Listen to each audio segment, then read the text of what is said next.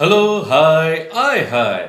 હું રવિ બારોટ ફન રંગના મજેદાર સમાચારમાં આપ સૌનું હાર્દિક સ્વાગત કરું છું.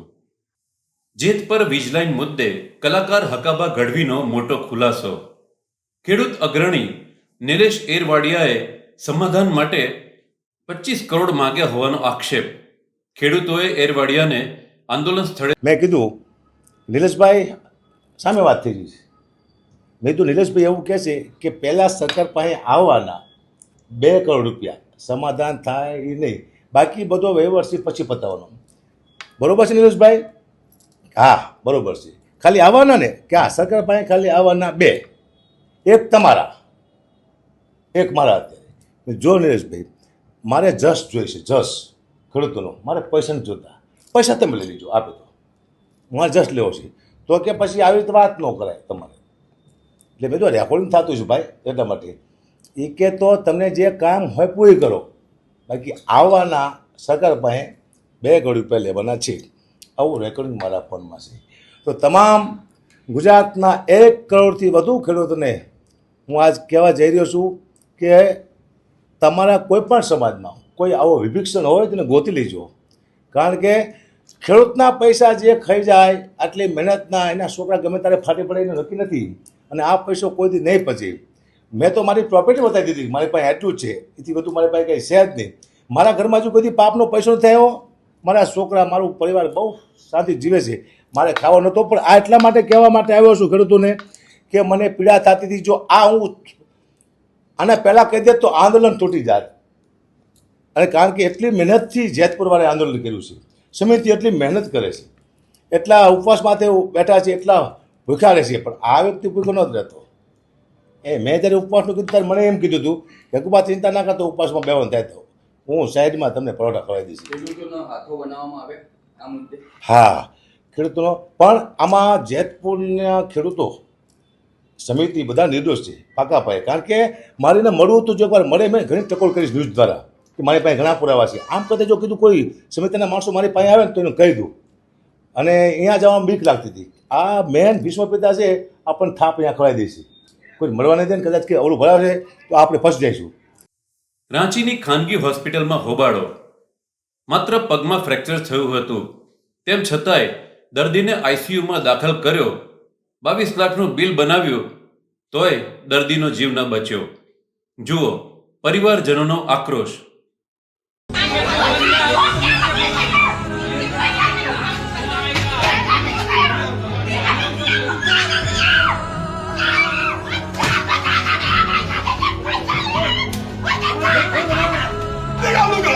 बताइए आप लोग क्यों पूछ रहे हैं? पेशेंट को सेवा क्यों नहीं किया जाता है? इसके बाद हम लोग मीडिया भी साथ नहीं देगा तो ये क्यों नहीं कर रहा है? बच्चे खाली पैसा चाहिए। अगर पैसा नहीं है तो ये हॉस्पिटल में आना चाहिए। आप लोग जान दे दीजिए, लेकिन पैसा ला के दीजिए, फिर इलाज होगा।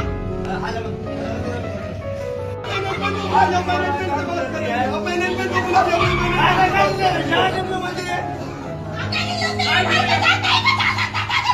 क्यों नहीं दिया? जो आज जवाब दिया वो 10 दिन पहले क्यों नहीं दिया?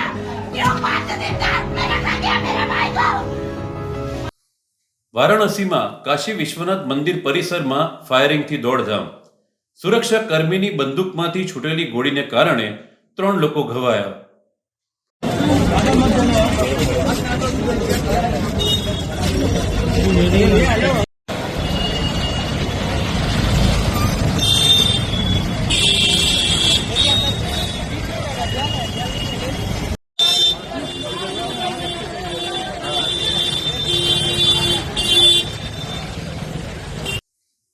સૌરાષ્ટ્રમાં મુશળધાર વરસાદ વરસી રહ્યો છે, ત્યારે જૂનાગઢના ગિરનારની સીડીઓ પર વહેલા પાણીનો મજેદાર વિડીયો વાયરલ થયો છે.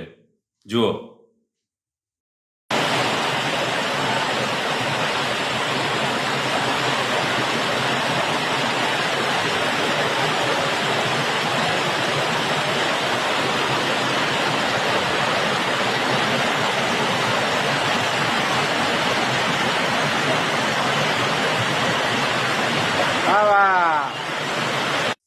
મોરબીમાં ટેકાના ભાવે ખરીદાયેલી મગફળીના ગોડાઉનમાં ભીષણ આગ લાગી.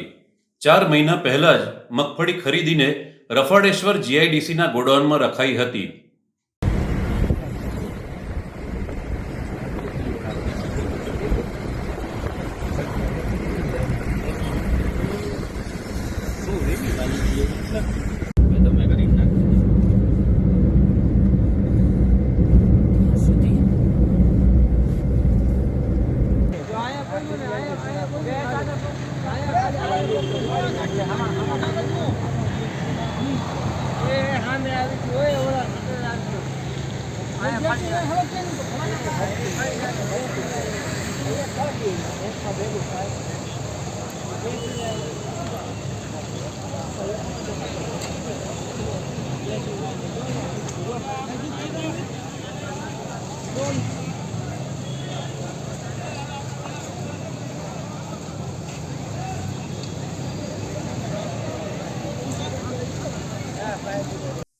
ધોધમાર વરસાદે મુંબઈના વિકાસનો ચહેરો ખુલ્લો પાડી દીધો છે. ભારે વરસાદને કારણે ભાંડુપ વેસ્ટમાં બની રહેલી ઇમારતનો એક ભાગ ઢળી પડતા અફરાતફરી મચી.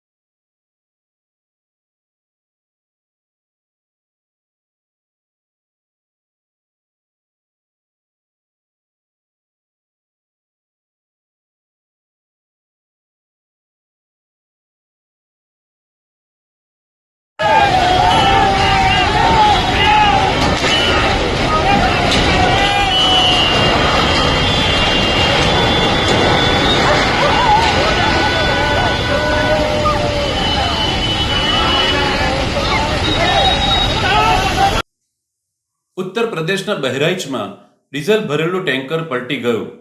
સ્થાનિક લોકો ખેતરમાં વિખરાયેલું ડીઝલ લેવા દોડી આવ્યા.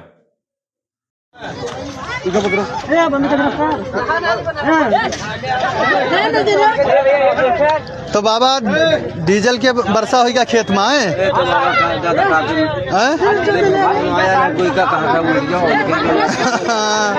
डीजल वर्षा होगा भैया खेत में.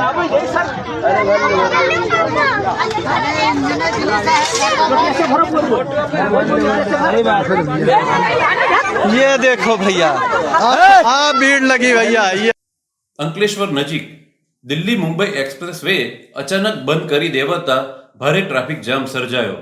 સેંકડો વાહન ચાલકો અટવાયા. કર્મચારીઓને લોકોના રોષનો ભોગ બનવો પડ્યો.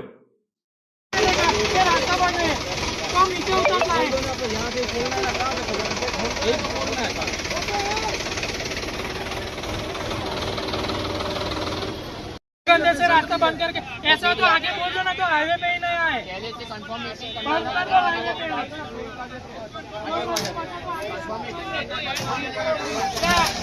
एक्टर रहते हैं वो मगज लगाने कोई नो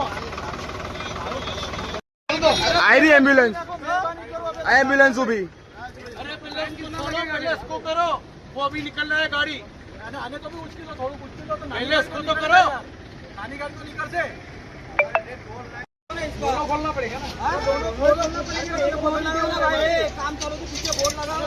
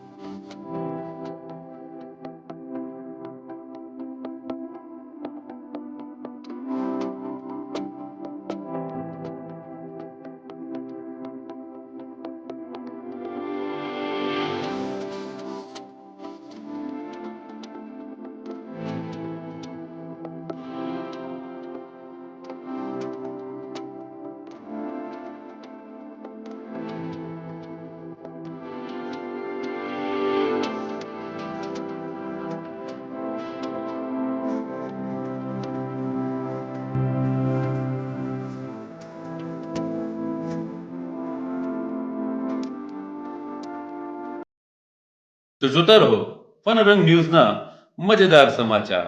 હું રવિ બારોટ, તમારો યાર.